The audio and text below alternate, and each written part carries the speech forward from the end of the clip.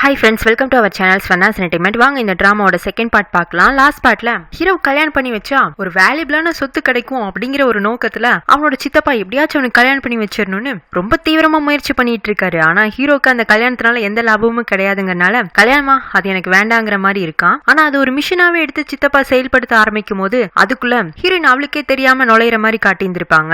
இந்த பாட்டோட ஸ்டார்டிங்ல ஹீரோயின் ஜீஜோ ஐலாண்ட்ல இருந்து சியோலுக்கு ரிட்டர்ன் ஆயிடுறா. வீட்டுக்கு வந்ததுக்கு அப்புறமா தான் சேஃபான ஒரு பிளேஸ்ல வந்து சேர்ந்த மாதிரி அவளுக்கே ஒரு நல்ல நிம்மதி கிடைக்குது. அந்த நிம்மதியை கெடுக்கிற விதமா திடீர்னு அந்த வீட்டுக்குள்ள 4-5 பேர் நுழைறாங்க. ஹீரோயின் அப்பா கோல்டு பிசினஸ்ல இன்வெஸ்ட் பண்றதுக்காக பணம் ரெடி பண்ணிருப்பார்ல, அது இந்த சின்ன வீட்டை நம்பிதான். அதான் வீட்டுக்கு சீல் வச்சிட்டு இருக்காங்க. வந்தவங்க அங்கங்க ரெட் கலர் ஸ்டிக்கர் ஒட்டி வச்சுட்டு போக அதுலயும் புதுசா ஹீரோயின் வாங்கி இருப்பாள் அந்த ஹேண்ட் பேக் கூட விட்டு வைக்கல. அவளோட சின்ன வயசுலயும் இப்படிதான் வீட்டை ஜப்தி பண்ணிட்டு அங்கங்க ரெட் கலர் ஸ்டிக்கர் ஒட்டி வச்சுட்டு போயிருந்திருப்பாங்க. சமீபத்துல மந்திரவாதி வேற உனக்கு சீக்கிரமே நல்ல காலம் பிறக்க போது அதோட ஹைலைட்டா உன்னை சுத்தி சிவப்பு கலரா இருக்கும்னு சொல்லியிருப்பார்ல. இப்ப பாருங்க வீட்டை சுத்தி அங்கங்க சிவப்பு கலர் தானே ஸ்டிக்கர் ஒட்டி வச்சுட்டு போயிருக்காங்க. அட பொய்க்கார, உன் வாயில இருந்து வந்தது ஒண்ணு கூட உண்மையே கிடையாதா? இனி இருக்கிறதுக்கு வீடு கூட இல்ல, இதான் நல்ல காலமானு அவ அந்த மந்திரவாதியை பிடிச்சி திட்டிட்டு இருக்க. யார திட்டி என்ன பிரயோஜனம்? இப்ப அவளுக்கு அடுத்து என்ன பண்றேனே தெரியல. பேசாம சூசைட் பண்ணிக்கலாமோ அப்படிங்கிற மாதிரி நெகட்டிவா பேச அங்க கடன்காரனுங்களா நுழைஞ்சிடறானுங்க. நாங்க இருக்கும் போது எங்க பொறுப்புல இருக்கிற நீ சூசைட் எல்லாம் பண்ணிக்க கூடாது. எங்களுக்கு ஒரு நிலைமை புரியுது, இருக்கிறதுக்கு வீடு கூட இல்ல இல்ல, அதுக்காக நாங்க ஏற்பாடு பண்றோம் எங்க கடன் அடையிற வரைக்கும். இவ்வளவு அவங்கள பார்த்து பயப்படுற அளவுக்கு ஒண்ணு இல்ல. சீக்கிரமே உனக்கான வேலை ஆரம்பிக்க போகுது. என்ன வேலை? அதுவும் தன்னை மட்டுமா வச்சுன்னா அது தப்பான விஷயமா தானே இருக்கும். அதனால நீங்க நினைக்கிற மாதிரி பொண்ணு நான் கிடையாது. பிளீஸ், உண்மையிலேயே என் லவர் இப்படி ஏமாத்துவான்னு எனக்கே தெரியாது. என்ன உங்க தங்கச்சி மாதிரி நினைச்சுக்கோங்களேன். ஐயோ என்னமா தங்கச்சிங்கிற? அதை நேரத்துக்கே சொல்லியிருந்தேன்னா அந்த வீடியோவாச்சும் எடுக்காம வந்திருப்போம். பக்கத்துல இருக்கிறவன்ட்டுலாம் ஏடா நான் அப்பவே சொன்னேன்ல, ஒரு பொண்ணு அப்படியெல்லாம் நம்ம தப்பா வீடியோ எடுக்க கூடாது, அது ரொம்ப தப்புன்னு. பாரு இப்ப இந்த பொண்ணு வேற என்ன அண்ணனா ஏத்துக்கிறேங்குது. எனக்கே என்ன நினைச்சா அவமானமா இருக்கு. ஏமா அண்ணன் வேண்டாமே, வேற ரோல் கூடங்கவும். சார் நீங்க என்னோட அப்பா விட ஒரு 4-5 வயசு தான் குறைச்சலா தெரியுறீங்க. ஐயோ அண்ணனே வேண்டாங்கிற, நீ என்னமா அப்பாங்கிற? நான் அதுக்கெல்லாம் ஒருத்தான ஆளே கிடையாது, நான் நல்லவனே இல்ல. பாத்தீங்களாடா என்னோட சாஃப்டான முகத்தை வச்சுட்டு என்னால என்ன யாருமே ரவுடின்னு நம்ப மாட்டேங்கிறாங்க. என்ன பண்றது? கடவுள் எனக்கு இந்த மாதிரி ஒரு லுக்க கொடுத்துட்டாரு. வேற ஏதாச்சும் சொல்லுமா? சார் அட்லீஸ்ட் நான் உங்களை முன்ன டேட் பண்ணேன், நான் உங்களோட கேர்ள் ஃப்ரெண்டா கூட நினைச்சுக்கோங்க. உங்களோட கேர்ள் ஃப்ரெண்ட் இல்ல உங்களுக்கு தெரிஞ்ச பொண்ணுக்கு இப்படி நடந்திருந்தா ஒரு 3வது நபரா நீங்க இந்த சிச்சுவேஷன்ல எப்படி நடந்துக்குவீங்களோ அப்படி என் நிலைமையை யோசிச்சு பாருங்கவும். யாடா இந்த பொண்ணு இவ்வளவு அப்பாவியா இருக்கு? ஐயோ நீ ஏமா அந்த பத்திரத்துல சைனை போட்ட? நீ மட்டும் அதுல சைன் பண்ணாம இருந்தேன்னா நாங்க கடனுக்கு காரணமான உன் லவரையே தேடி போயிருப்போம்ல. அநியாயமா இதுல மாட்டிக்கிட்டியே. ஏண்டா சொல்லுங்கடா, என்ன பார்த்தா அவ்வளவு நல்லவனாவா தெரியுது அப்படிங்கிற மாதிரி அவனோட கைக்குலிகளை எல்லாம் பார்க்க அவனுங்களும் ஆமா சார் அப்படிங்கவும் இவனா அங்க உட்கார்ந்து சரிமா சொல்லு என்ன பண்ணலாங்கிற? எனக்கு ஒரு 30 வருஷம் டைம் கொடுங்க, மாசம் நான் சம்பாதிக்கிற பணத்துல பாதி உங்களுக்கு கொடுத்துறேன், என் கடன் அடைஞ்சிருங்கவும். பாருடா இந்த தங்கத்துக்கு ஒண்ணுமே தெரியல, என் வயசு இப்பவே 40, இன்னும் 30 வருஷம் நான் உயிரோடு இருப்பேனா? அது வரைக்கும் இவ கொடுக்க போற 10 லட்சத்துக்காக நான் தேவடா வேற காத்துட்டு இருக்கணுமா? என்னடா இந்த பிள்ளை பொழைக்க தெரியாத பிள்ளையா இருக்கு. அன்னைக்கு உன்னை ஜீஜோ ஐலாண்ட்ல வச்சு உங்ககிட்ட பேசினதுலயே தெரிஞ்சுதுமா உன்னை வச்சு ஒண்ணுமே செய்ய முடியாதுன்னு. அதனால உனக்கான வேலையை நாங்களே முடிவு பண்ணிட்டோம். அதுவும் உனக்கு தகுந்தாப்புல வேலை தான். அதுக்கு முன்னாடி சில ப்ராசஸ் எல்லாம் பண்ண வேண்டியிருக்கும். நீ அந்த இடத்துக்கு போ. நீ எங்க கிட்ட எல்லாம் கெஞ்சி கதறதை விட அங்க உன்ன மாதிரியே சில பேர் வந்திருப்பாங்க, அவங்களுக்கு முன்னாடி நீ முந்திக்கிட்டு அந்த வேலையை வாங்கிக்கிட்டேன்னா நம்ம எல்லா பிரச்சனையும் சால்வ்டு. நீ எனக்கு கடனையும் அடிச்சிடலாம், உன் லைஃபையும் செட்டில் பண்ணிக்கலாம். அந்த அளவுக்கு பணம் கிடைக்கிற ஒரு வேலையை தான் நான் எடுத்துட்டு வந்திருக்கேன். சார் நான் தான் சொன்னேன்ல, நான் அந்த மாதிரி பொண்ணு கிடையாது. ஐயோ நானும் அந்த மாதிரி ஆள் கிடையாதுமா. நான் வீடியோ எடுத்து வச்சிருக்கேன், ஆனா அதெல்லாம் தேவைப்பட்டா மட்டும்தான் யூஸ் பண்ணுவேன். இது உனக்கான ஒரு சின்ன ஏமாத்து வேலை மட்டும்தான். அவங்க சொல்ற மாதிரி நடிச்சு ஒருத்தர் ஏமாத்தினேன்னா வேலை முடிஞ்சது. எல்லாத்துக்கும் தயாராரு, நாங்க சொல்லும் போது அங்க கிளம்பிடு அப்படின்ட்டு அவனுங்களும் போயிடுறானுங்க. நான் சொல்லல இவனுக்கு ஒரு காமெடி பீஸுன்னு. அவனை கேட்டுக்கிட்ட மாதிரியே ஹீரோயினுக்கு இன்டர்வியூன்னு சொல்லி ஒரு இடத்துக்கு அனுப்பிச்சு வைக்கிறாங்க. அங்க ஹீரோயின் மாதிரியே ஹீரோயின் வாய்ஸ் சொல்ல அழகான பொண்ணுங்க ஒரு 5-6 பேர் வந்திருக்காங்க. எல்லாருக்குமே மேலோட்டமா தான் தகவல் கொடுத்து அனுப்பப்பட்டிருக்கு. ஒருத்தர்கிட்ட இவங்க வேலை செய்ய போறாங்க. அங்க அவங்க கேட்க போற கேள்விகளுக்கு இவங்க எப்படி ஆன்சர் பண்ண போறாங்க, எப்படி ரியாக்ட் பண்ண போறாங்கன்னு பொறுத்து இவங்கள அந்த இடத்துக்கு வேலைக்கு எடுக்க போறாங்க. ஹீரோயினுக்கு மட்டும் கொஞ்சம் எக்ஸ்ட்ரா தகவல் எல்லாம் கிடைச்சிருக்கும். அதனால நம்ம எதுக்கு இங்க வந்திருக்கோம்னு அவளுக்கு மட்டும் நல்லா தெரியுது. கூட இருக்கிற பொண்ணுங்க எல்லாம் எதுக்காக நம்மள கூப்பிட்டு இருப்பாங்க? அதுவும் நம்ம எல்லாருமே ஒரே வயசுல அழகான பொண்ணுங்களா இருக்கும். ஒருவேளை அந்த ரிச் பிசினஸ் மேன் பெர்ஃபெக்ட்டா இருப்பானோ? இந்த படத்தெல்லாம் ஐலாண்டுக்குள்ள அழகான பொண்ணுங்களை கடத்தி வச்சு அவங்க கிட்ட சைக்கோத்தனமா நடந்துக்குவாங்களே, அந்த மாதிரி நடந்துக்குவானுங்களோ? எப்படி நம்மள ஒருத்தரை மட்டும் செலக்ட் பண்ணுவாங்களா இல்ல 2-3 பொண்ணுங்களை செலக்ட் பண்ணுவாங்களா அப்படின்னு இது வரைக்கும் இவங்க படிச்ச கதை பார்த்த கிரைம் ஸ்டோரிஸ் எல்லாம் வச்சு என்னவா இருக்கும் ஏதுவா இருக்கும்னு யோசிச்சுட்டு இருக்க ஹீரோயின் வந்துட்டு நீங்க நம்ம அழகா இருக்கும் பொண்ணுங்களா இருக்கும் மட்டும்தான் யோசிச்சீங்க, இன்னொன்னு யோசிச்சீங்களா நம்ம எல்லாரும் ஹெல்த்தியா இருக்கும். இந்த பெரிய பெரிய ஆட்களுக்கே அவங்களுக்கே சொல்ல முடியாத அளவு ஒரு வியாதி இருக்கும். அந்த வியாதிக்கு சில மெடிக்கல் நீட்ஸ் தேவைப்படும். அதுக்காக கூட ஹெல்த்தியா இருக்க நம்மள செலக்ட் பண்ணிருக்கலாம்ல. அதுவும் பசங்களை விட பொண்ணுங்களா இருந்தா ஈஸியா அவங்கள கண்ட்ரோல் பண்ணிக்கலாம். அதுக்காக கூட நம்மள எடுத்திருந்திருக்கலாம்ல. இல்ல இந்த பிசினஸ் மேனுக்கு ஏதாச்சும் மெடிக்கல் ரிசர்ச் டீம் கூட ஒரு கான்டாக்ட் இருக்கலாம், அங்க நம்மள ரிசர்ச்க்கு பயன்படுத்தலாம் அப்படின்னு இவ சில பூதாகரமான பொருள்களை எல்லாம் கிளப்பவும் மத்ததா இருந்தா கூட எப்படியாச்சும் சமாளிச்சு அந்த இடத்துல இருந்து எஸ்கேப் ஆயிடலாம். ஆனா உயிர் உறுப்பு அப்படிங்கிறப்போ கொஞ்சம் எதுக்கும் இந்த இன்டர்வியூ உஷாராவே ஹேண்டில் பண்ணுவோம். நம்ம உங்ககிட்ட ஏதாச்சும் பெருசா எக்ஸ்பெக்ட் பண்றாங்க இல்ல கேள்விகள் எப்படி கேட்கப்படுதுன்னு பொறுத்து இங்க இருந்து எஸ்கேப் ஆயிட வேண்டியதான். ஏதோ எக்ஸ்ட்ரா பணத்துக்கு ஆசைப்பட்டு எதையும் இழந்துடக்கூடாதுங்கிற மாதிரி இன்டர்வியூக்கு போற ஒவ்வொரு பொண்ணுங்களும் கேள்வி என்ன கேட்கப்படுறாங்கிற கவனத்திலேயே பதில் சொல்றதுக்கு மறந்துட்டாங்களா இல்ல பயந்து போயிட்டாங்களான்னு தெரியல. யாருமே சித்தப்பா எதிர்பார்த்த ரெக்யர்மெண்ட்ஸ்க்கு ஃபுல்ஃபில் ஆகவே இல்ல. ஹீரோனுக்கு மட்டுமா கடன்காரங்க மூலமா தான் எதுக்கு இங்க வந்திருக்கோன்னு தெரிஞ்சதுனால கொஞ்சம் தைரியமாவே இன்டர்வியூ ஹேண்டில் பண்றா. முக்கியமா சித்தப்பாக்கு தேவை நம்பிக்கைக்குரியவங்க. ஏன்னா கல்யாணம் முடிஞ்சதுக்கு அப்புறமா சொத்துல பாதி சித்தப்பாக்கு வரப்போது, மீதி பாதி ஹீரோட ஒய்ஃப்க்கு வரப்போகுது. அந்த ஒய்ஃபா வரப்போற பொண்ணு தான் சைட்ல இருந்தா அவளுக்கான கமிஷனை மட்டும் கொடுத்துட்டு அந்த பக்கம் சொத்தையும் ஆட்டையை போட்டுக்கிறதா இவரோட பிளான். அதுக்கு தகுந்தாப்லயே இவ்வளவு நான் ரொம்ப நம்பிக்கைக்குரியவ அப்படி இப்படின்னு கொஞ்சம் பிட்டுகள்லாம் போடவும் அந்த பொண்ணுங்களையே பெட்டர் ஆப்ஷனா ஹீரோயின் தான் அவங்களுக்கு தெரியுறா. சோ சித்தப்பா ஹாப்பி ஆயிடுறாரு. பக்கத்துல நிக்கிற ஹீரோட செக்ரட்டரி கிட்ட இந்த பொண்ணை ட்ரைனிங்க்கு வச்சுக்கலாங்கிறாரு. ஹீரோ கிட்ட அனுப்புறதுக்கு முன்னாடி இன்னும் ட்ரைனிங் எல்லாம் வேற கொடுப்பாங்களாட்டு இருக்கு. ஹீரோட வீட சீல் வச்சுட்டு போயிருப்பாங்கல்ல 7 நாளோ என்னமோ தான் அந்த வீட்டுல இருக்கிறதுக்கான டைம் கொடுத்திருப்பாங்க. இப்ப அவளுக்குன்னு வீடும் இல்ல. சோ அவளோட கசின் ஒருத்தைய தேடி அவ வீட்டுக்கு போறா.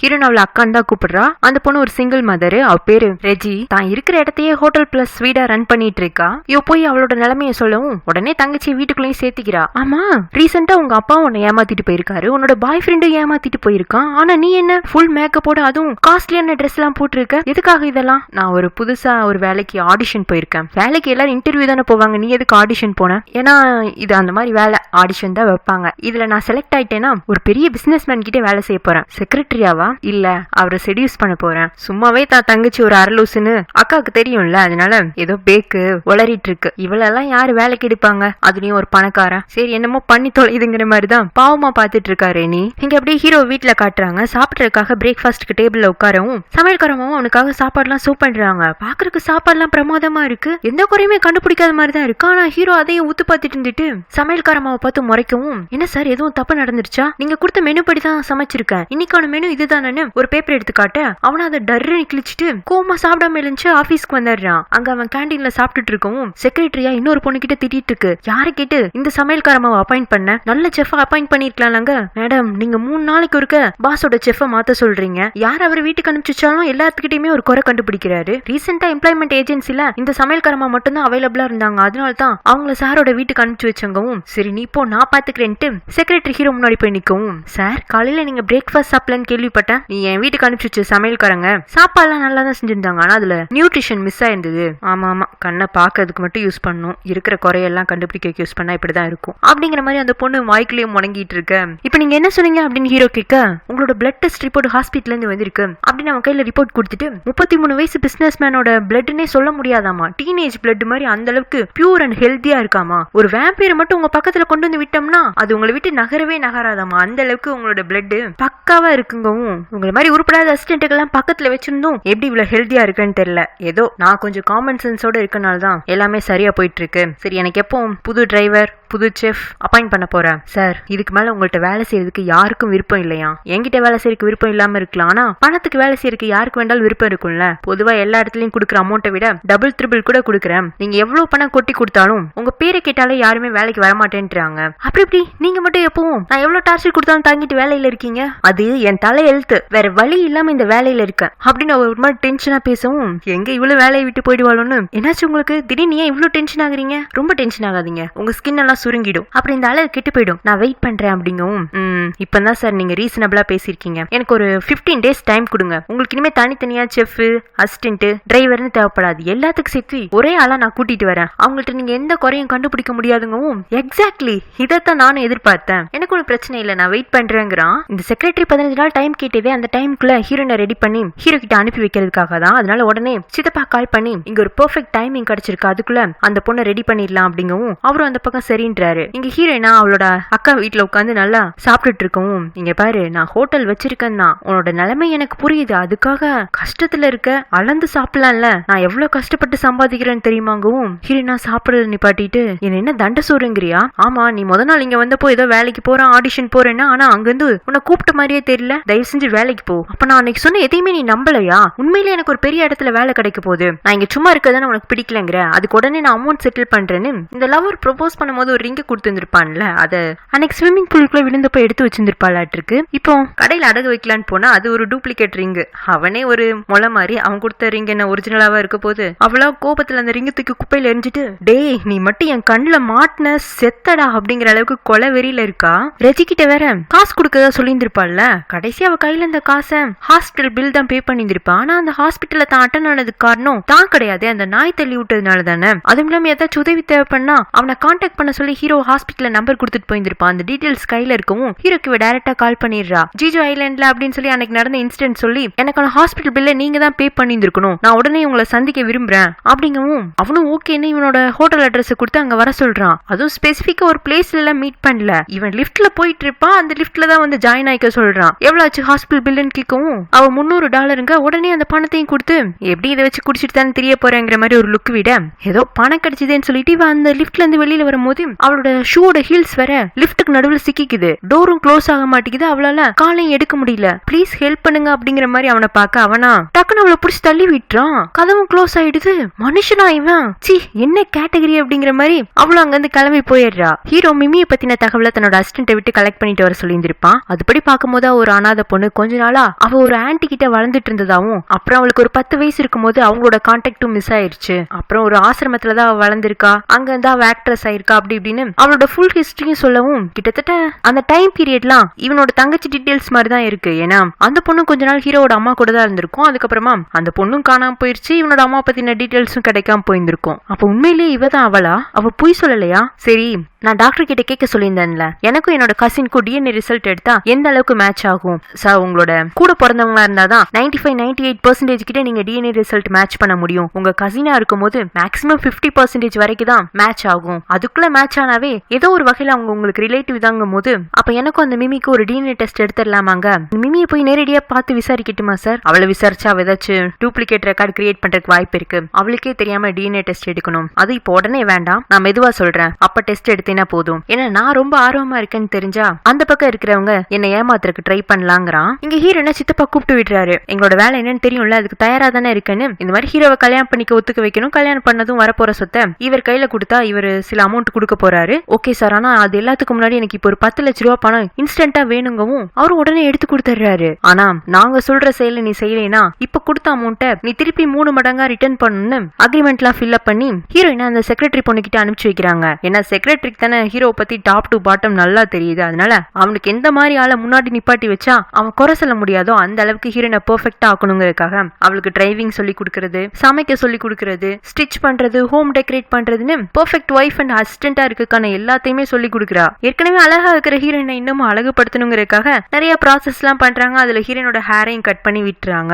என்னன்னு தெரியல, இந்த ஃபாரின் டிராமாஸ்லாம் ஹேரை கட் பண்ணதுக்கு அப்புறமா தான் பொண்ணுங்க அழகா இருக்காங்கிற மாதிரி ஃபிக்ஸ் ஆயிக்கிறாங்கப்பா. அப்புறம் ஹீரோனை இன்னும் ஸ்ட்ரக்சர் ஆக்கணுங்கிறதுக்காக அவளை டயட் மெயின்டைன் பண்ண சொல்றது, எக்ஸசைஸ் செய்ய சொல்லி கொடுக்கறது, அவளோட ட்ரெஸ்ஸிங் ஸ்டைல மாத்துறது, கடைசியா ஹீரோவோட சின்ன சின்ன ஆக்ஷன்ஸோட அர்த்தத்தை கூட சொல்லி கொடுத்துட்டு இருக்கான். அவன் எதுலயாச்சும் சந்தேகமா அவன் விரல வச்சு தட்டினானா நீ அந்த சமயத்துல எக்ஸ்ட்ரா உஷாரா இருக்கணும். ஏன்னா அப்பந்தான் அவன் எடக்க மடக்கா யோசிக்க ஆரம்பிச்சு நம்மள டார்கெட் பண்ண ஆரம்பிப்பாங்கவும் ஹீரோயினும் அதெல்லாம் தெளிவா கேட்டுக்கிறா. எல்லாமே அவளுக்கு கிட்டத்தட்ட ஃபிக்ஸ் ஆயிடுச்சு. இந்த டிரைவிங் மட்டும் தான் இன்னும் சரியா வரல. ஏன்னா இப்பதான் அவ லைசன்ஸ் வாங்கினதுக்கு அப்புறமா காரை ரொம்ப நாள் கழிச்சு ஓட்ட ஆரம்பிச்சிருக்கா. சோ அதுக்கான பிராக்டிஸ் தான் அதிகமா போயிட்டு இருக்கு. இவளுக்குன்னு தனியா ஒரு கார் அரேஞ்ச் பண்ணி கொடுத்துருப்பாங்க. அதை ஓட்டிட்டு வரும்போது தெரியாதனமா ஆப்போசிட்ல வந்து ஒரு லக்ஸரியான காரை இடிச்சு தள்ளிடுறா. அந்த கார்ல வந்தது யாருன்னு பாத்தீங்கன்னா கிம்சன். அதான் இந்த மிமிய ஹீரோட தங்கச்சி அனுப்பிச்சு வச்சானே அவன் தான். அவன் என்ன சொல்லுவானோ எது சொல்லணும்னு ஹீரோயின் பயந்துட்டு இருக்கா. அவன் ஏதோ வேலையை பிஸியாவும் இருந்திருப்பானாட்டு இருக்கா. அதனால நீங்க பயப்படாதீங்க, என்கிட்ட இன்சூரன்ஸ் இருக்கு, நான் காரை சரி பண்ணிட்டு உங்கள்ட்ட அமௌண்ட் வாங்கிக்கிறேன்னு அவனோட கான்டாக்ட் டீடைல்ஸ் மட்டும் கொடுத்துட்டு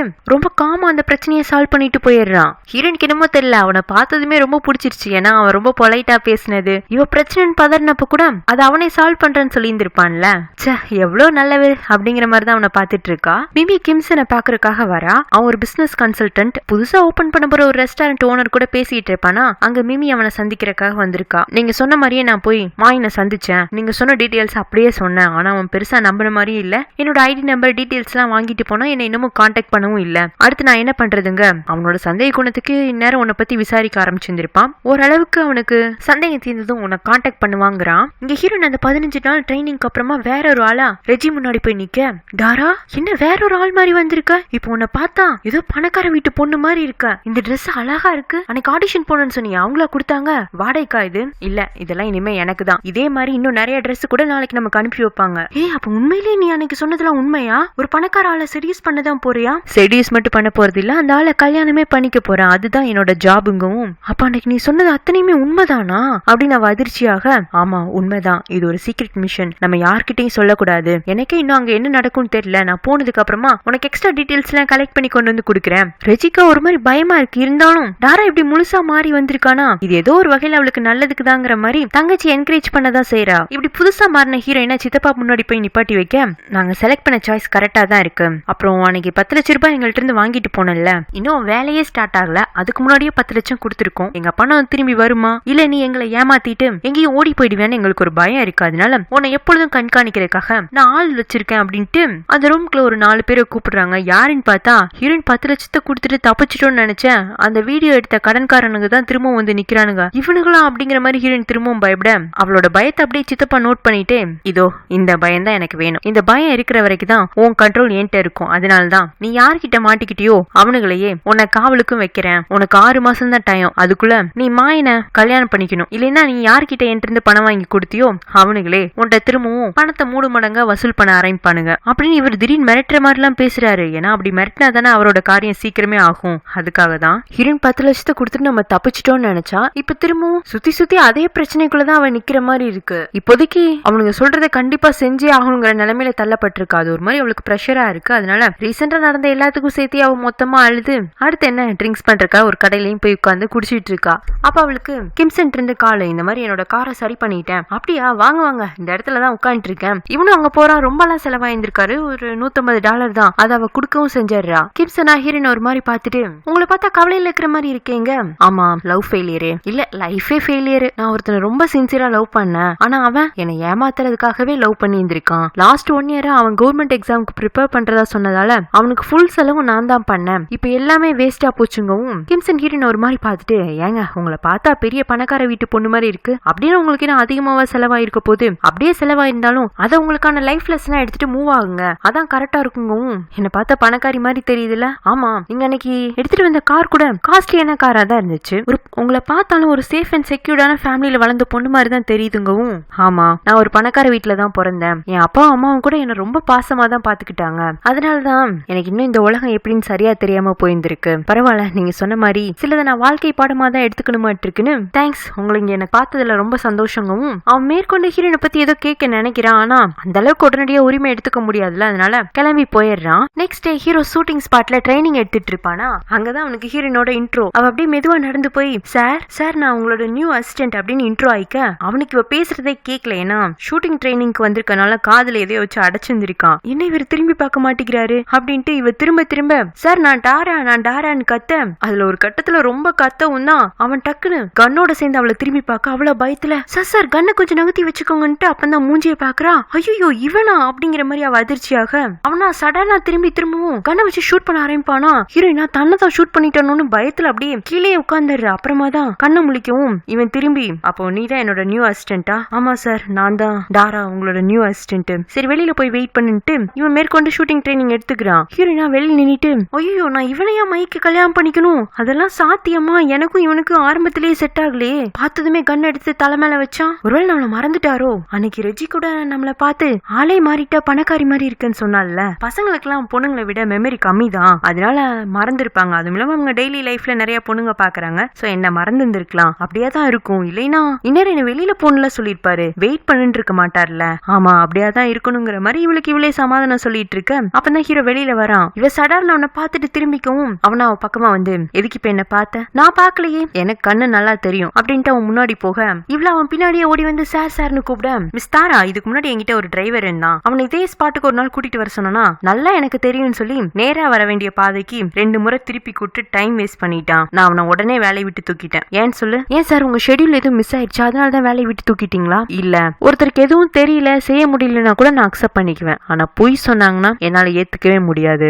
சாரி சார் நான் அப்ப உங்களை பார்த்தேன் தான், ஆனா அது சும்மா தான் உங்க மூட எப்படின்னு கெஸ் பண்றதுக்காக தான், உங்களுக்கு பிடிக்கலன்னா இனிமே அப்படி பார்க்க மாட்டாங்க, நான் ஒண்ணு இந்த உண்மையை உங்ககிட்ட எக்ஸ்பெக்ட் பண்ணலையே அப்படின்ட்டு அவன் ஆபீஸ்க்கே ரிட்டர்ன் ஆக அங்க ஹீரோயின் கேபின்குள்ள ஒரு ஓரமா பின்னாடி திரும்பி நின்றுட்டு இருக்க செக்ரட்டரி ஓடி வரா. அந்நேரத்துல பாருங்களேன், ஹீரோ ஏதோ ஒரு சின்ன விளையாட்டு ஜாமனை வச்சு விளையாடிட்டு இருக்கான் குழந்தை மாதிரி. மேபி அது அவனோட ஹேபிட்டா இருக்கும்னு நினைக்கிறேன். சார் என்னாச்சு, என்ன பிரச்சனை, ஏன் இந்த பொண்ணு அதுக்குள்ள வேலையை விட்டு தூக்கிட்டீங்க? என்கிட்ட இவ இன்ட்ரோ ஆகிக்கிட்டு கரெக்டா 1 hour 57 minutes ஆயிடுச்சு. அதுக்கான சம்பளத்தை மட்டும் கொடுத்துட்டு அவளை இங்க இருந்து அனுப்பிச்சு, இந்த வேலையை விட்டு போயிட்டா விளைவுகள் வேற மாதிரி இருக்கும்ல, அதனால ஹீரோயின் இருந்துட்டு நான் போக மாட்டேன், இந்த வேலையை விட்டு போக மாட்டாங்க.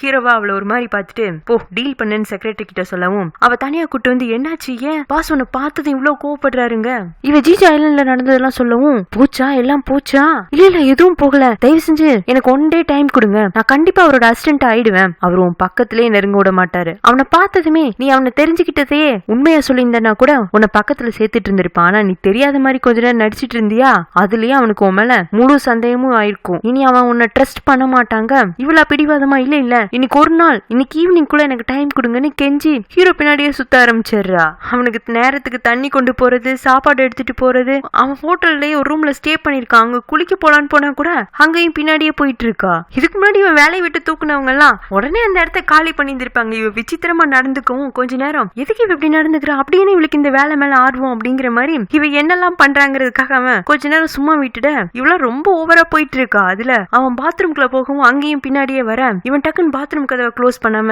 அவ பக்கமா வந்து உண்மையை சொல்லு, உனக்கு என்ன வேணுங்க, என்னடா திடீர்னு உண்மையை கேட்கிறான், ஒருவேளை நம்ம எதுக்கு வந்திருக்கோம்னு தெரிஞ்சிருக்குமா, இப்ப இவன் கேட்ட உண்மையை சொல்லணுமா இல்ல நான் பொய்ய சொல்லணுமா, என்ன முழிக்கிறேன் சார், நான் உங்களோட அசிஸ்டண்டா இருக்கணும் சார், எனக்கு இப்போதைக்கு இந்த வேலையை விட்டு வேற எதுவும் இல்ல சார், சார் நீங்க மட்டும் என்ன உங்களோட அசிஸ்டண்டா வச்சுக்கோங்க, நீங்க எது கேட்டாலும் நான் செய்வேங்க, எது கேட்டாலும் செய்வியா அப்படிங்கிற மாதிரி அவ முடியெல்லாம் தடவி கொடுத்து ரொம்ப பக்கமா போகவும் என்னடா இந்த ஆளை செடியூஸ் பண்றது கஷ்டம், நாங்க இவன் முதல் நாளே நம்ம பக்கமா இவ்வளவு நெருங்கி வரானேன்னு அவ ஆச்சரியமா பாத்துட்டு இருக்க.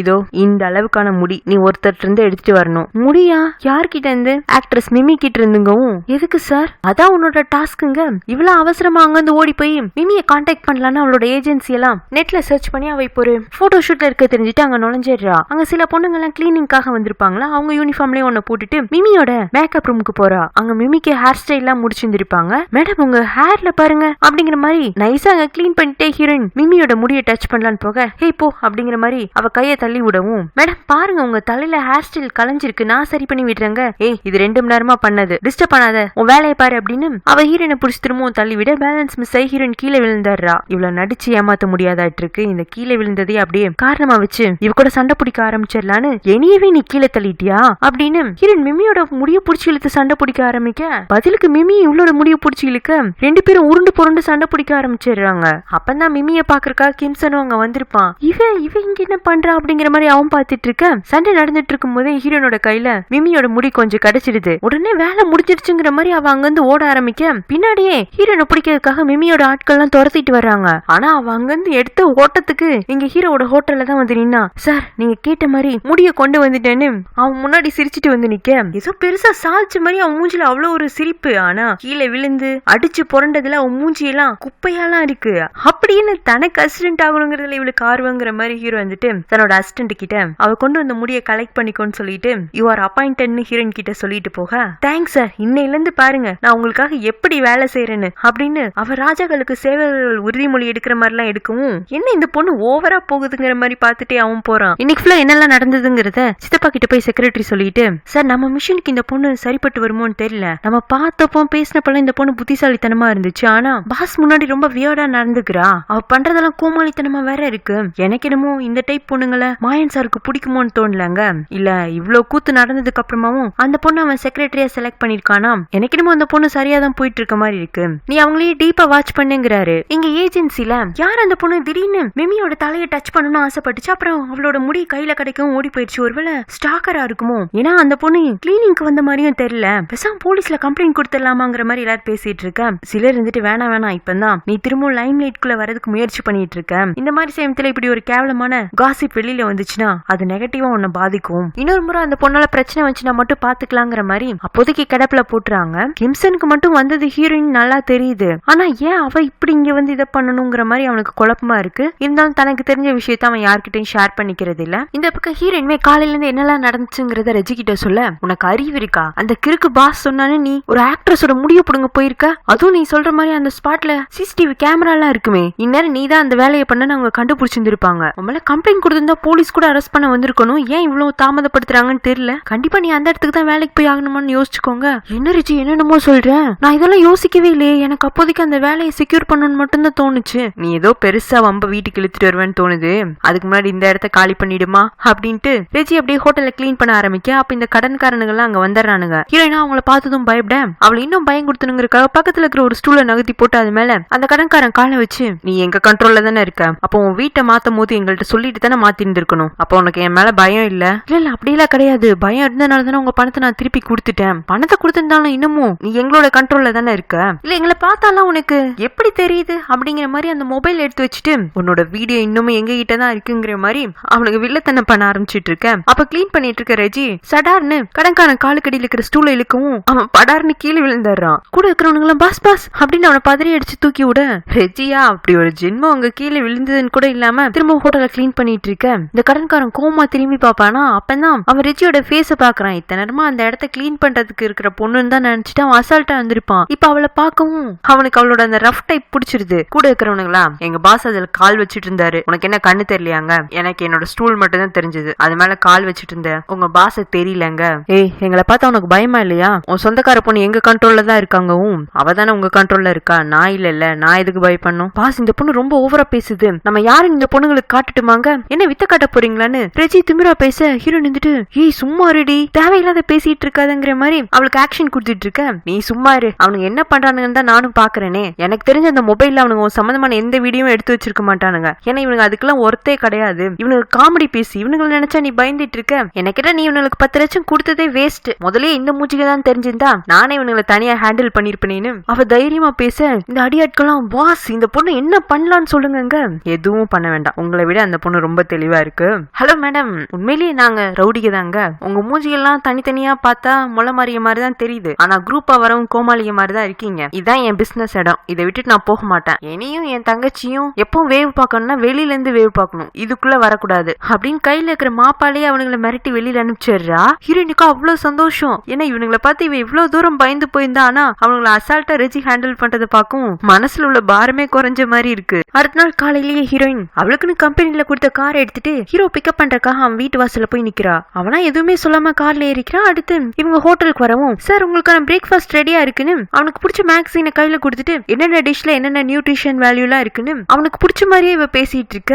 அவன் மேகசினை நகர்த்திட்டு, நான் உன்னை முதல் முறை பார்க்கும்போது நீ இவ்வளவு அட்டென்டிவா இல்லையே, இப்போ உன்னை யாரும் புதுசா மாத்தி இங்க அனுப்பிச்சு வச்ச மாதிரி இருக்கு. யாரும் என்ன மாத்தல சார், நானே தான் இந்த இடத்துல இவ்வளவு அதிகமா சம்பளம் தராங்க, அதுக்கு தகுந்தாப்புல நான் இருக்கணுங்கிறதுக்காக என்ன மாத்திக்கிட்டு வந்திருக்கேன். அன்னைக்கு ஜிஜோ ஐலாண்ட்ல வச்சு நீங்க என்ன பாத்தீங்களா, அப்ப வேலை போன சோகத்துலதான் இருந்தேன். இப்ப வேலை கிடைச்சிருச்சு, அதனால வேற மாதிரி மாறிட்டேன். அதுதான் அதத்தான் சொல்றேன். நீ முதல் நாள் பார்த்தப்போ என்கிட்ட நடந்ததெல்லாம் கூட எனக்கு நார்மலா தெரிஞ்சிச்சு. இப்போ நீ பண்றதெல்லாம் பார்க்கும்போது வித்தியாசமா இருக்கு. அந்த வித்தியாசம் தான் எனக்கு உன் மேல சந்தேகத்தை ஏற்படுத்துது. நீ ஏதோ ஒரு மோட்டிவோட இங்க வேலைக்கு சேர்ந்திருக்கதா? சார் நான் சாதாரண அசிஸ்டன்ட், எனக்கு என்ன உங்கள்கிட்ட மோட்டிவ் இருந்துற போது, ஜஸ்ட் மாசம் மாசம் சம்பளம் வந்தா போதும், அதுதான் என்னோட மோட்டிவ்ங்கவும். இவ ஃபேஸ பார்த்தாலும் அப்பாவியா தான் இருக்கு, பேசுறத பார்த்தாலும் பயந்த மாதிரி இந்த வேலை தனக்கு வேணும்னு ஒரு பதட்டத்தோட இருக்கிற மாதிரி தான் இருக்கு. ஆனா ஏதோ ஒண்ணு தன்னை ஏமாத்துறதுக்காகவே பக்கத்துல வந்த மாதிரி இருக்கேன்னு அவன் ஏதோ யோசனையா அவன் விரல வச்சு டேபிள்ல 2 முறை தட்டுவானா.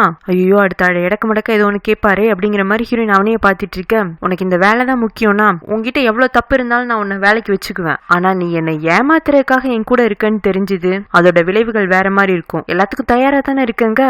ஆமா அப்படிங்கிற மாதிரி இவ உடனே பதில் சொல்லவும், அப்ப ஹீரோக்கு ஒரு கால் வரவும் யாரு என்னன்னு பார்த்தா அந்த சைடு சித்தி தான். இவனுக்கு புதுசா டேட்டிங்க்கு ஒரு பொண்ணை பாத்திருக்காங்க, போறியாப்பான்னு கேட்க இவனும் உடனே ஒத்துக்கிறான். அப்படியே ஹீரோயின் கிட்ட திரும்பி, இன்னைக்கு ஈவினிங் நான் ஒரு டேட்டிங் போறேன், நீயும் என் கூட வரணும். நானுமா? ஆமா நீயும் தான். ஏன்னா நானும் அந்த பொண்ணு மட்டுமா பேசிட்டு இருந்தோம்னா போர் அடிக்கும்ல, நீ அந்த பொண்ணு கூட பேசிட்டு இருந்தீங்கன்னா நான் வேடிக்கை பார்த்துட்டு இருப்பேன்ல அப்படின்னு அவளையும் டேட்டிங் கூட்டிட்டு போறான். இது என்ன வித்தியாசமான டேட்டிங் மாதிரி இருக்குன்னு ஹீரோயினும் அந்த பொண்ணு முன்னாடி போய் உட்கார்ந்துடுறா. இவன் அவங்களுக்கு சென்டர்ல உட்காந்துட்டு ஒரு பிசினஸ் மேகசினை திருப்பிட்டு இருக்க. டேட்டிங் வந்த பொண்ணு ஹீரோயின் கிட்ட, சோ என்ன இன்சல்ட் பண்ணணும் தான் உன் பாஸ் ஒன்னை கூட கூட்டிட்டு வந்திருக்காரா? நான் ஏற்கனவே அவரை பத்தின டேட்டிங் ஹிஸ்டரி எல்லாம் எடுத்து பாத்திருக்கேன். இது வரைக்கும் எத்தனையோ பொண்ணுங்களை டேட் பண்ணிருக்காரா, நான் எல்லா பொண்ணுங்களுமே அவரை நேருக்கு நேரா அங்கேயே ரிஜெக்ட் பண்ணிட்டு போயிருக்காங்க. அதுக்கு காரணம் நானும் என்னமோ இருக்கும்னு நினைச்சேன், ஆனா அது ரொம்ப சிம்பிள்னு இங்க வந்ததுக்கு அப்புறமா தான் தெரிஞ்சுக்கிட்டேன். தி கிரேட் பிசினஸ்மேன் மாயினால ஒரு பொண்ணு கூட கம்ஃபர்டபிளா கான்வர்சேஷன் வச்சுக்க முடியாது. ஏன்னா அவர் இன்னும் குழந்தையா தான் இருக்காரு, டீனேஜ் வயசு கூட அவருக்கு வரலங்கவும். ஹீரோயினா ஹீரோ ஒரு மாதிரி பாத்துட்டு இந்த பொண்ணை பார்க்க, நீ இதுக்கு அவரே பாக்குற, டேட்டிங்கே நம்ம 2 பேருக்கு தானே, நம்மளே பேசலான்னு உன் பாஸ் வீட்டுல எல்லாம் இன்னும் குழந்தைங்க குழந்தைங்க விளையாடுற பொருள்லாம் வச்சிருப்பாரு அப்படிங்கவும் அன்னைக்கு ஹோட்டல் ரூம்ல ஏதோ ஒரு பொம்மை பாத்துருப்பாளாட்டு இருக்கு. அதனால ஆமா ஒரு டாய் இருந்துச்சுங்கவும் நான் சொல்லல உன் பாஸ்க்கு பொண்ணுங்க கூட கம்ஃபர்டபுளா பேச தெரியாது. அதுக்கு காரணம் சின்ன வயசுல அவர் ரொம்ப நேசிச்ச ஒரு பெண்ணால கைவிடப்பட்டிருப்பாரு. அது யாருன்னு தெரியுமா? அவரோட அம்மா அப்படின்னு அன்னைக்கு டேட்டிங் வந்த பொண்ணு என்ன சொன்னுச்சோ அதே தான் இந்த பொண்ணு வேற மாதிரி சொல்லிட்டு இருக்கு. இந்த மாதிரி டேட்டிங் வர சொல்லிட்டு ஹீரோ கூடவே இன்னொரு பொண்ணை கூட்டிட்டு வந்து தன்னை அவமானப்படுத்துறதுனால பதிலுக்கு அவனை அவமானப்படுத்தணுங்கிறதுக்காக இந்த பொண்ணு வாட்டுக்கு சார மாதிரியே பேச ஆரம்பிச்சிருது. உனக்கு உங்க சாரோட ஹிஸ்டரி எல்லாம் தெரியாதுல்ல, பணத்துக்காக அவங்க அம்மாவே அவரோட அப்பா குடும்பத்துக்கிட்ட விட்டுட்டு போயிட்டாங்க. பாவம் அந்த மாதிரி சூழ்நிலையில வளர்ந்த ஒரு பையன் இப்படிதான் இருக்கணும். அப்பா அம்மா 2 பேராலையுமே கைவிடப்பட்ட குழந்தைங்க எவ்வளவுதான் பெரிய அளவுல வாழ்க்கையில சாதிச்சிருந்தாலும் அவங்களுக்குள்ள இருக்கிற காயம் அவங்களை எப்பவுமே ரணப்படுத்திட்டு தான் இருக்கும். அந்த வழியை எப்படியாச்சும் மத்தவங்களுக்கு கொடுக்கணும், அவங்களை இன்சல்ட் பண்ணணும் நோக்கத்துலதான் இந்த மாதிரி ஆட்கள்லாம் டேட்டிங்னு கூத்து பண்ணிட்டு இருக்காங்கன்னு அவாட்டுக்கு பேசிட்டே இருக்க ஹீரோயின் வந்துட்டு, மேடம் நீங்க ரொம்ப ஓவரா பேசுறீங்க, நீங்க சொல்றதெல்லாம் சில நியாயமா இருக்கு, இருந்தாலும் ஒருத்தரோட பர்சனல் லைஃப் வச்சுலாம் இப்படி பேசக்கூடாது. உங்களுக்கே தெரியுதுல அவர் சின்ன வயசுல கஷ்டப்பட்டு இருந்திருப்பாருன்னு, அதையே சொல்லி காட்டுறீங்க. ஏன்னா அவரை கஷ்டப்படுத்தணும்னு தான் நான் சொல்றேங்கவும், மேடம் உண்மையிலேயே அவரோட மனசுல உள்ள கவலைக்காக அவர் யாரையும் காயப்படுத்தணும்னு நினைக்கல, ஆனா அவரோட மனசுல இருக்கிற காயத்தை நீங்க எல்லாரும் தான் திரும்ப திரும்ப ஞாபகப்படுத்தி அவரை கஷ்டப்படுத்திட்டு இருக்கீங்க. அவரோட பிஹேவியர் கொஞ்சம் ரூடா தான் இருக்கு, இருந்தாலும் அதை சொல்றதுக்குன்னு ஒரு முறை இருக்குல்ல. அவர் பணம் இருக்குன்னு திமிரு பண்றாருன்னா அதே பணம் திமிரு உங்கள்ட்ட இருக்கிறதுனால தானே நீங்களும் ஒரு மனுஷனா மதிக்காம அவனோட எமோஷன்ஸ்க்கு வேல்யூ கொடுக்காம இப்படி பேசுறீங்க. அவரை பத்தி இவ்வளவும் தெரிஞ்சு டேட்டிங் வந்திருக்கீங்கன்னா அந்த பணத்துக்காக தானே அப்படிங்கவும், ஹீரோவா யாடா இவர் நம்ம பேச வேண்டியதுல இவ பேசிட்டு இருக்காளேங்கிற மாதிரி பாத்துட்டு இருக்க இந்த பொண்ணு எழுந்துச்சு, ஆமா பணத்துக்காக தான் நான் டேட்டிங் வந்தேன், வேற என்ன இருக்கு இவர்கிட்ட அப்படின்ட்டு ஹீரோ பக்கமா திரும்பி, பணம் பிசினஸ்க்காக தான் நான் ஒரு மாதிரி ஆட்கள்லாம் டேட்டிங் போவோம், அதுதான் உங்களுக்கு தேவைன்னா திரும்பவும் என்ன கான்டாக்ட் பண்ணலாம், இல்ல உங்களுக்கு எமோஷன்ஸ் தான் முக்கியம்னா இந்த பாருங்க பக்கத்துல ஒரு எமோஷன் ஃபுல் இருக்கு, அவளே நீங்க செலக்ட் பண்ணிக்கலான்ட்டு போக ஹீரோனா பயத்துல, சார் நான் அப்படின்லாம் நினைச்சு பேசலங்க, சோ உன்னோட பாஸ விட்டு கொடுக்க கூடாதுங்கிறதுக்காக நீ அந்நேரத்துல பேசியிருக்க, ஆனா நான் அதை எதையுமே உன்ட்ட எக்ஸ்பெக்ட் பண்ணவே இல்ல, எனக்கு அது தேவையும் இல்ல, நீ பேசினதை விட எனக்கு அந்த பொண்ணு பேசினதே பெட்டரா தான் இருந்துச்சு, சோ இதுக்கு மேல நான் சொல்லாம நீ எதுவும் பேசவும் கூடாது செய்யவும் கூடாது, உன்னை டேட்டிங் கூட்டிட்டு போறேன்னு மட்டும்தான் சொன்னேன், அங்க வந்து எனக்காக இப்படி பண்ணலாம் சொல்லல, புரியுதாங்க? புரியுது அப்படிங்கிற மாதிரி இவளும் அவனை கூப்பிட்டுட்டு கார்ல வீட்டுக்கு ரிட்டர்ன் ஆயிட்டு இருக்கா. உண்மையிலேயே அந்நேரத்துல ஹீரோ மேல பாவப்பட்டு தான் இவ பேசியிருந்திருப்பா, ஆனா அது எதுவுமே இவன் வேணாங்கிறான், அப்படியே பேசினதை பணத்துக்காக தான் பேசணுங்கிறான், இவ பேசினதுக்கு அந்த பொண்ணு பேசினதே அவனுக்கு பிடிச்சிருக்குன்னு வேற சொல்றான். உண்மையிலேயே சைக்கோவா தான் இருப்பானோ? இவனுக்கு சின்ன வயசுல ஒரு ஹார்டான சைல்ட்ஹுட் இருந்ததுனால உண்மையிலேயே அவன் பக்கமா எமோஷன்ஸ் காட்டுறது கூட புரிஞ்சுக்க முடியலையோன்னு இவ பல விதமா யோசிச்சுட்டு இருக்கா. ஏன்னா சின்ன வயசுல இருந்து இவளுமே ஒரு மாதிரி கஷ்டமான சூழ்நிலையில தானே வளர்ந்திருப்பா. அதனால அவனை வீட்டுல இறக்கி விட்டு இவ கிளம்பலான்னு போவானா, அதுக்குன்னு ஏதோ ஒண்ணு சொல்லணும்னு தோணுமா, அதனால ஓடி போய் அவன் முன்னாடி நின்னுட்டு, நான் அப்பதான் என் வேலைக்காகவோ இல்ல பணத்துக்காகவோ உங்களுக்கு சப்போர்ட் பண்ணி அந்த பொண்ணு முன்னாடி நிக்கல, உண்மையிலேயே அவ பேசுனது உங்களுக்கு கோவம் வந்துச்சா என்னன்னு தெரியல, ஆனா எனக்கு ரொம்ப கோவமா வந்துச்சு, அதான் எதுக்கு அந்த கோவங்கிறேன், நான் யாரு உனக்கு, ஏன்னா என்னோட பெத்த அம்மாவே நான் வேணான்னு என்னை விட்டுட்டு போனப்போ என்கிட்ட வேலைக்கு சேர்ந்த உனக்கு எதுக்கு அவ்வளவு கோவம், அது அந்த பொண்ணு சொன்ன மாதிரி நான் கொஞ்சம் எமோஷனல் ஃபுல் தான், உங்களுக்கு இந்த மாதிரி வேர்ட்ஸ் எல்லாம் சின்ன வயசுல இருந்தே கேட்டு பழகி உங்களை எதுவும் அது பாதிக்காம இருந்திருக்கலாம், ஆனா எனக்கு அந்த நேரத்துல அது புதுசா தெரியவும் ஒருவேளை உள்ளுக்குள்ள நீங்க மனசுக்குள்ள கஷ்டப்பட்டு இருப்பீங்களோன்னு தான் அந்நேரத்துல உங்க பக்கத்துல நான் நிக்கணும்னு நினைச்சேன், நான் மனசுக்குள்ள என்ன ஃபீல் பண்றேன்னு உன்னை யார் ஜட்ஜ் பண்ண சொன்னது, நீ என்னோட அசிஸ்டன்ட் மட்டும்தான், உனக்கும் எனக்கு இடையில ஒரு கோடு இருக்கு, அந்த கோட்டை தாண்டி நீ வரக்கூடாது புரிஞ்சுதா அப்படின்னு சொல்லிட்டு அவன் வீட்டுக்குள்ள போக ஹீரோனுக்கு அவனை பார்த்தா கோவம்லாம் வரல, ஒரு மாதிரி பரிதாபமா தான் இருக்கு. வீட்டுக்குள்ள போனதுக்கு அப்புறமா ஹீரோக்குமே தூக்கம் வரல, ஒரு மாதிரி டிஸ்டர்ப்டா இருக்கான், லோன்லியா இருக்கான், ஆனா அப்படி லோன்லியா இருக்கிறது அவனுக்கு பிடிக்கவும் இல்ல, ஆனா அப்படி இருக்கிறதுக்கு தான் அவன் விரும்பவும் செய்யறான், கொஞ்சம் வித்தியாசமா தான் இருக்கான். அடுத்த நாள் ஹீரோயின் கலெக்ட் பண்ணிட்டு வந்த அந்த மிமியோட ஹேரை வச்சு இவங்க டிஎன்ஏ டெஸ்ட் கொடுத்துருப்பாங்கல்ல, அதோட ரிசல்ட் ஓரளவுக்கு மேட்ச் ஆகுது, சோ அந்த பொண்ணு இவனோட கசினா இருக்கிறதுக்கு வாய்ப்பு இருக்குங்கிற மாதிரி ரிசல்ட் வரவும் ஹீரோ மிமிக்கு கால் பண்ணி நான் உன்னை மீட் பண்ணணுங்கிறான். அன்னைக்கு ஹீரோயினுக்கு மிமியோட ஹேர் மட்டும் கிடைச்சதும் அவ அங்க வந்து ஓடி போயிருந்திருப்பாள்ல, கிம்சன் அதை ஒரு மாதிரி பார்த்துருப்பான். அதுக்கப்புறமா அவன் ஹீரோயினை ஃபாலோ பண்ண ஆரம்பிக்கும் போது அவ ஹீரோ கிட்ட அசிஸ்டண்டா வேலைக்கு சேர்ந்திருக்கிறது தெரிய வந்திருக்கு. ஏன் தான் கிட்ட பணக்காரி மாதிரி பேசினவன் இந்த இடத்துல அசிஸ்டண்டா வேலை செய்யறாங்கிறது அவனுக்கு தேவையில்லாத விஷயம், ஆனா அவ எதுக்காக ஹேரை கலெக்ட் பண்ணிருக்காங்கிறத அவனால ஜட்ஜ் பண்ண முடிஞ்சிருக்கு. சோ இவன் தான் ஹாஸ்பிட்டல்ல ரெக்கார்ட் சேஞ்ச் பண்றதுக்காக பணம் கொடுத்திருந்திருக்கான், அதனாலதான் ஹீரோக்கு இந்த மாதிரி ஒரு தகவல் கொடுக்கப்பட்டிருக்கு. இதோட இந்த பாட் முடியுது. Have a nice day. Bye friends.